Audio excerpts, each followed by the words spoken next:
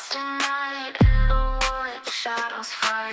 Arms take gold, can't take flight. Power's gone, nothing's right. Cauldron cold, no more fire. Potions fail, dreams expire. Spirits whisper, call me liar. In the dark, lost desire. Purchase cry, echo loud. Through the fog, through the shroud. Mystic force, once so proud, now just whispers in the crowd.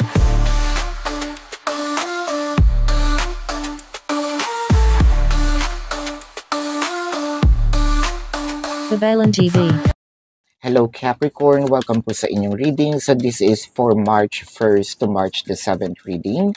Para po sa mga bago, don't forget to click the subscribe button, smash the like button, comment below kung kayo po yung nakaka-resonate, and please hit the notification bell. Kung gusto niyo pong sumali sa ating live sessions, dun po yan sa ating kabilang channel, that is Babaylan TV. No? Yan po ang ating unang channel catered for our international audience. So pwede po kayo magtanong dun sa live sessions, huwag po kayong matakot dahil friendly naman po, no, itong mga tao, no, doon. So I want you to know that this is a general reading. You may resonate with the entire reading or you may resonate with some bits and pieces of the reading. Take what's only yours. Capricorn, magsimula na tayo. So, meron ba kayong Sagittarius na placement? Dahil ang nakikita ko ay or Sagittarius ang inyong person. Check nyo dahil parang nagkakatugma, no?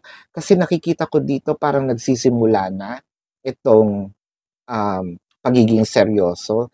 But I feel like meron lang ditong gustong baguhin, gustong iwan, or pwedeng ito yung idea or thought na itong relationship na ito is parang laro lang. So, I think yung nagiging seryoso na, no?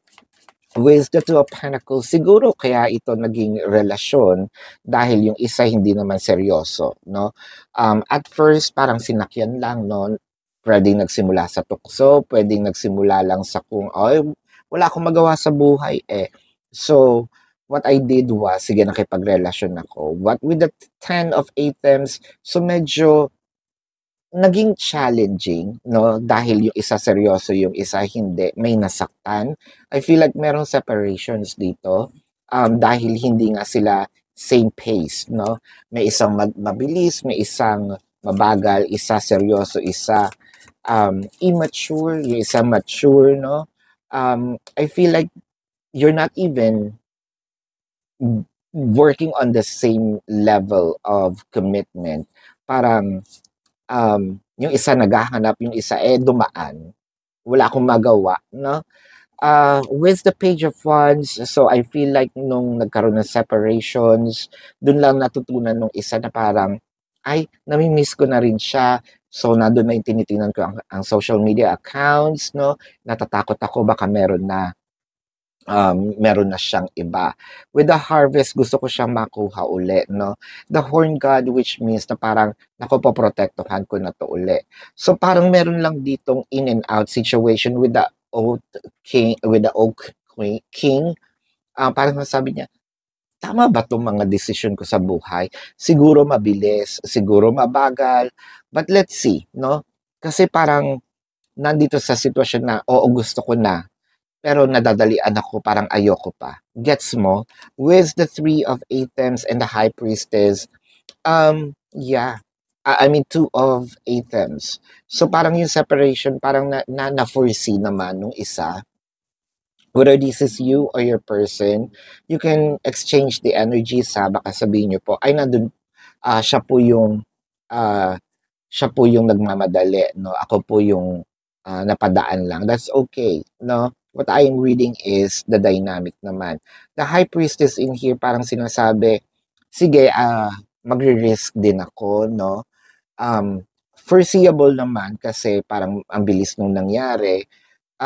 Masakit, oo, pero somewhat in-expect ko na rin with the 2 of Pentacles and the 10 of Pentacles. Siguro kasi sinasabi masyado pa akong bata, or masyado pang wala pa kaming kaalaman, no, sa pamumuhay. However, so nung naranasan yung yung hirap ng buhay, parang ay medyo dahil lang nahirapan, no, nakipaghiwalay. So, with the three of items, no, hindi ito nahihirapan dahil sa relasyon ha, nahihirapan dahil yung buhay per se. With the green man, so ito yung sinasabi ko, probably there's an age gap, no, it may be a May-December love affair, pwedeng hindi rin naman, pwedeng konti lang din naman itong gap, or kung hindi naman numbers ang pinag-uusapan natin, pwede ito yung maturity, no? With the 3 of items and the 10 of wands. So, eto na, mahirap na. Mahirap na sa buhay, nahirapan pa sa emotion dahil nga nagkaroon ng separations. I feel like at first, no, parang meron pa mga sumbatan kasi pinilit mo ako dito. Kung hindi sana ako ganito, no, kung hindi sana ako nag-give in or hindi ko sana in-accept yung offer. So, parang nagkaroon ng sisihan. So, I feel like either bago pa itong relationship na ito or masyado pa talagang mga bata, no? With the page of wands and the 4 of items. So, kahit merong separations, no, I feel like nag-aantayan naman. Kahit merong mga post, kasi nga nakakita nga ako na medyo immaturity, may mga post na pinagseselos, what have you, kung meron man, no, or mga either totoong taong post, or this is just patama, no, or hugot. But I feel like with the 4 of items, inaantay lang din. So with the harvest, sinubukan muli. So with the Queen of Chalice, pinagbigyan.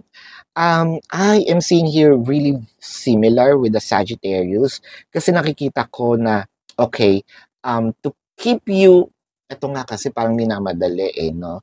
To keep a hold on you, either magpapabuntis ako or bubuntisin kita, no? So yung harvest dito, chances are this is a life-changing event. So parang ito na naman, another leap, no, sa ating relationship, and this is really serious, so masyashook na naman ako. That's probably yung parang minamadali natin yung maturity, minamadali natin yung takbo. With the 4 of wands, so I am seeing either naglalaro na kayo ng bahay-bahayan, no, or meron kayong plan of mag-live-in, no, or umupa ng sarili niyong bahay. With the 4 of wands in here, nandito na yung parang bonding. So, meron na naman na shook, no? Meron na naman ditong nauga ang utak. Ngayon, parang sinasabi niya, nako, seryosong-seryoso na ito. Now, with the 8 of wands, I feel like okay naman, kaso nasyashock lang yung itong taong to na bakit ganito kabilis? Bakit may nagmamadali? Ayoko lang dumating doon sa part na parang sasabihin nito na again, babalik kayo dito sa pagsisisi or sisihan. I think that there should be an open communication for the both of you, no, Capricorn, para mangyari itong yung open communication na wala nang sisihan, parehas yung ginusto, no?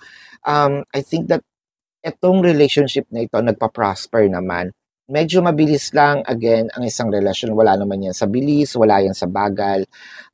I just want for the both of you to make sure na nandun kayo sa same page, no? So this is your reading. Let's check the zodiac sign. Gusto ko lang pong ipaalam sa inyo no, na dun po sa ating kabilang channel na Babaylan TV. Again, dun po tayo nagla-live. So pwede kayong magtanong doon. Huwag po kayong matakot dahil friendly naman po ang community, no?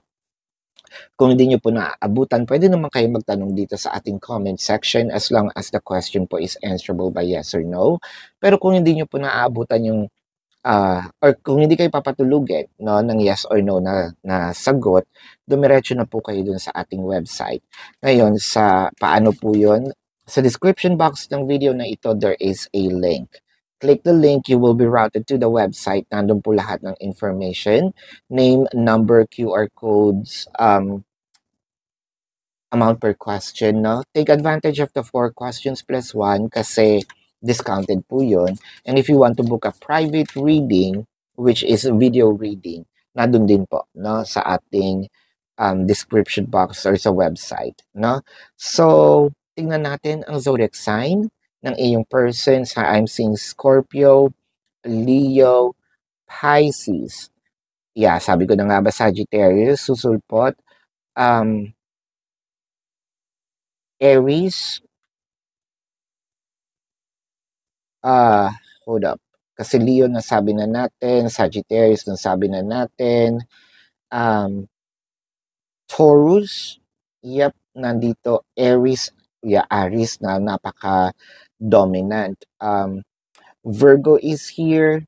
So this is your reading. Love and light to you. Namaste po and see you sa susunod na readings. Goodbye. You want the best.